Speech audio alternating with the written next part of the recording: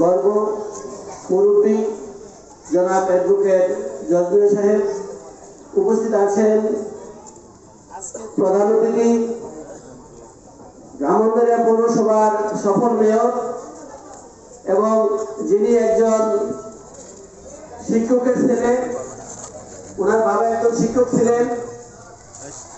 উপস্থিত আছেন ব্রাহ্মণবাড়িয়া জেলা এবং পৌর বিএনপির সকল নেতৃবৃন্দ, আমি কারোর নাম বলছি না, বিএনপির সদস্যবৃন্দ, মুন্সিপাড়ার মুরব্বিয়ানবৃন্দ এবং যারা দর্শক আছেন সকলের জন্য আসসালামু আলাইকুম। আসলে আজকে এমন একটা দিন আমরা অতিবাহিত করছি, অত্যন্ত ভারাক্রান্ত সবাই, কারণ বেগম খালেদা জিয়া গুরুতর অসুস্থ, আইসিইউতে স্থানান্তর হচ্ছে, উন্নত চিকিৎসার জন্য বিদেশ নেওয়ার সর্বশেষ পরিকল্পনা চলছে।